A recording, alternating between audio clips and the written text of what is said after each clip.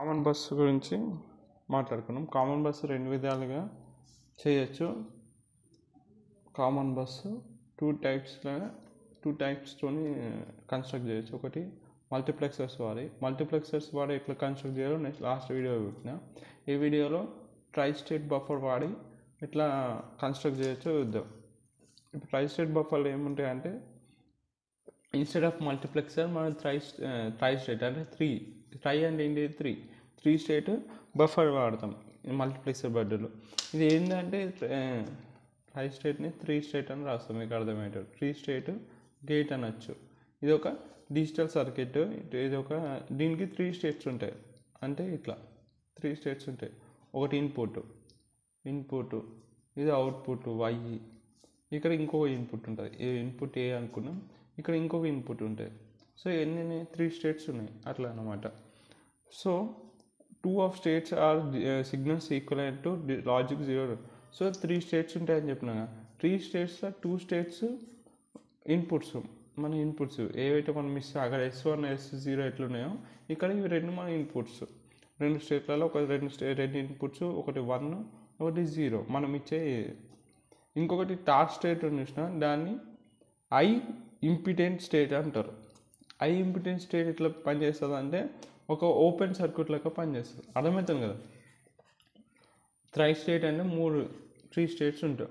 2 స్టేట్లు ఏంటి మన ఇన్పుట్స్, ఒకటి 1 ఒకటి 0 మనం ఇచ్చే ఇన్పుట్స్.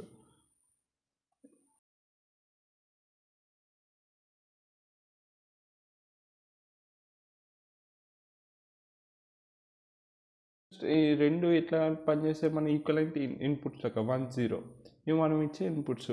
ఇంకోటి ఐ ఇంపిడెన్స్ స్టేట్ అంటారు. ఐ ఇండిపెండెన్స్ స్టేట్ ఎట్లా పనిచేస్తుంది అంటే ఒక ఓపెన్ సర్క్యూట్లకు పనిచేయచ్చు. ఇది ఒక ఓపెన్ సర్క్యూట్లకు పనిచేస్తుంది. అంటే అవుట్పుట్ అనేది డిస్కనెక్ట్ అవుతుంది. అండ్ దానికి ఏం లాజికల్ సిగ్నిఫికేట్ ఏమి ఉండదు. ఇక్కడ వరకైతే అర్థమైంది కదా. ఈ డయాగ్రామ్ గీసుడు ఏం పెద్ద కష్టం కాదు.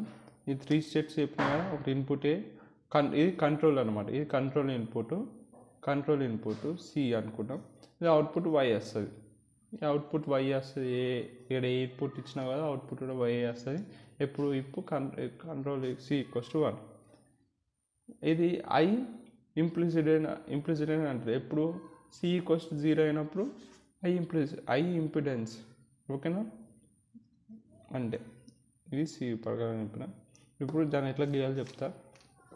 సేమ్ ఒక 4 ట్రయాంగిల్స్ గీసుకోండి. ఇట్లా అన్ని స్ట్రైట్ కాకుండా ఇట్లా గీసుకోండి. ప్రతి దానికి 3 ఇన్పుట్స్ ఉంటాయని చెప్పిన. ఒకటి ఈ ఇన్పుట్స్ దీనికి ఎట్లా వస్తాయంటే డీకోడర్ అని ఒకటి ఉంటుంది. డీకోడర్కి నువ్వు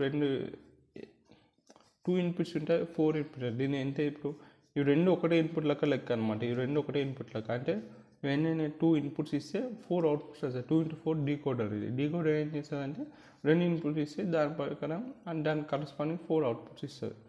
మనం ఇంట గీసుకుంటే ఎట్లా కన్స్ట్రక్ట్ చేస్తే అది ఈ వచ్చే అవుట్పుట్లన్నీ ఈ ట్రయాంగిల్ కంట్రోల్ ఏదైతే కంట్రోల్ ఇన్పుట్ ఉందో అట్లా పనిచేస్తుంది.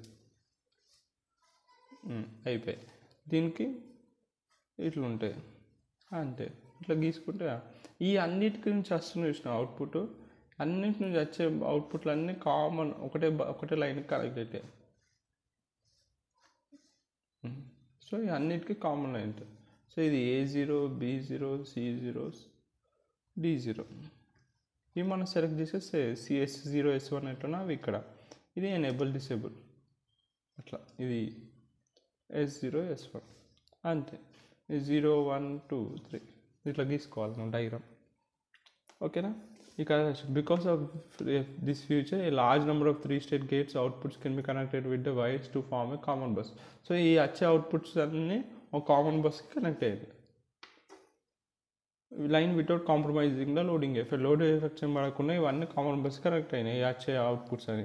The graph symbol of 3 state buffer is shown in graph. ఇట్లుంటుంది 3 స్టేట్ బఫర్ అంటే input A, output y = a, ఎప్పుడు C = 1 అయినప్పుడు. అంటే ఈ C 1 అయినప్పుడు y = ఒక C = 0 అయినప్పుడు ఏ ఇంప్లిడెన్స్ అవుతుంది. ఇట్లా అనమాట. ఇది bus line with 3 state buffer. Bus line common bus line 3 state buffer ఇట్లా గీయాలి. డయాగ్రామ్ అడిగితే పక్క డయాగ్రామ్ గీయాలి. Yeah, outputs of 4 buffers are connected together to form a single buffer. So ఈ వచ్చే 4 అవుట్పుట్స్ ఈ బఫర్ నుంచి ఇవన్నీ బఫర్లే, అందుకే 3 స్టేట్ బఫర్ అండి. ఈ 3 స్టేట్స్ ఉన్నాయి కాబట్టి దీన్ని 3 స్టేట్ అన్నారు. ఈ బఫర్లకు పనిచేస్తుంది, అందుకే ఈ 3 అవుట్పుట్స్ వచ్చే ఈ అన్ని బఫర్ నుంచి ఒక కామన్ బస్కి కనెక్ట్ అవుతుంది. ఈ బస్ కనెక్ట్ అయింది. The control inputs to the buffer determine which of the 4 normal inputs will communicate with the bus line. So ఇవి కంట్రోల్ ఇన్పుట్స్. దీనికి ఇక డికోడర్ నుంచి కంట్రోల్ ఇన్పుట్స్ వస్తున్నాయి.